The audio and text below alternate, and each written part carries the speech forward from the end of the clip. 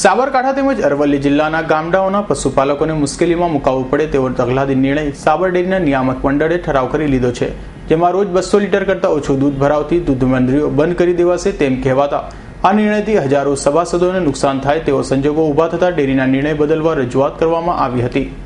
સાબરકાંઠા તેમજ અરવલ્લી જિલ્લાના ગામડામાં હજારો પશુપાલકો દૂધના વ્યવસાયથી પોતાનો નિર્વાહ કરી રહ્યા છે।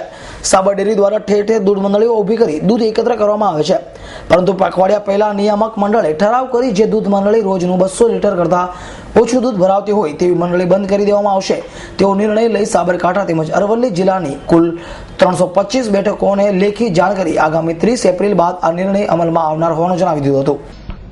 તારીખ 21/3/2015 રોજ સાબર ડેરીના નિયામક મંડળે એક તગલખી નિર્ણય કર્યો।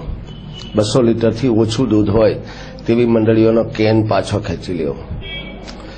સહકારી પ્રવૃત્તિ એ નાના માણસોને મદદ કરવાની, એક સરખા ભાવ આપવાની અને એમને રોજીરોટી પૂરી પાડવાની આ એક સંસ્થા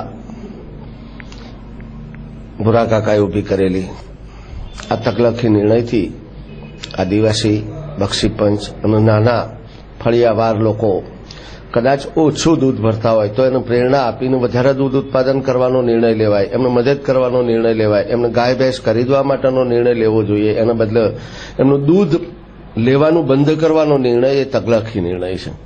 આ તગલખી નિર્ણયથી બક્ષીપંચ, આદિવાસી અને હરિજન જેવા નાના લોકોની રોજીરોટી છીનવાય એવી પરિસ્થિતિ થઈ છે। ત્યારે નિયામક મંડળે આ બાબતની ફેરવિચારણા કરવી જોઈએ અને જો નહીં કરે તો મારું એવું માનવું છે કે આ જે લોકો રોજીરોટી વગરના થવાના છે એમને સાબર ડેરીના આ તગલખી નિર્ણય સામે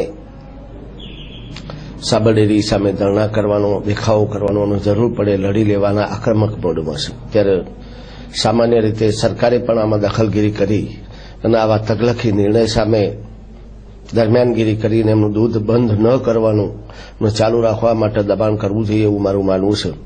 પણ સરકારની વિચારધારા પણ સામાન્ય રીતે પૈસાદાર તરફી। સાબર ડેરીના સંચાલકો દ્વારા જે નિર્ણય લેવાયો છે તેનાથી હજારો સભાસદો તેમજ કર્મચારીઓને નુકસાન થશે। તેમાં દૂધ ભરાવવા અને અન્ય મંડળીમાં વહેલી સવારે અને મોડી સાંજે જવું પડે ત્યારે મહિલા પર અત્યાચાર પ્રકારના ગુના બનાવવાની શક્યતાઓ પણ વધી જાય છે। ત્યારે નિયામક મંડળ લોકહિતના આ નિર્ણય સ્થગિત કરે તે જરૂરી છે।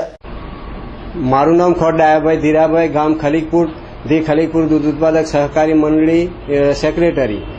સાબર ડેરીએ તારીખ 15/2/2015 રોજ એક પરિપત્ર બહાર પાડી અરવલ્લી અને સાબરકાંઠા જિલ્લાની દૂધ મંડળીઓને જે 200 લીટરથી દૂધ ઓછું થતું હોય તેવી મંડળીઓને પરિપત્ર જારી કર્યો છે કે 30/4 સુધીમાં દૂધનો પુરવઠો વધારો।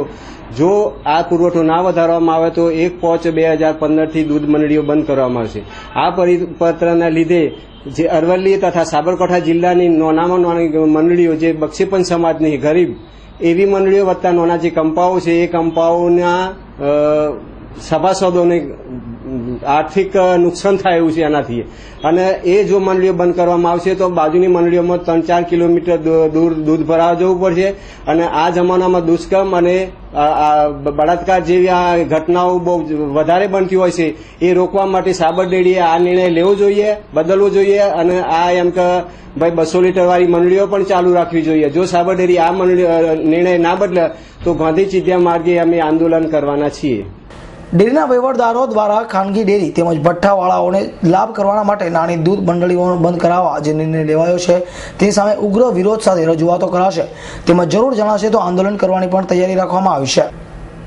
Bureau report S9 news, Aravalli.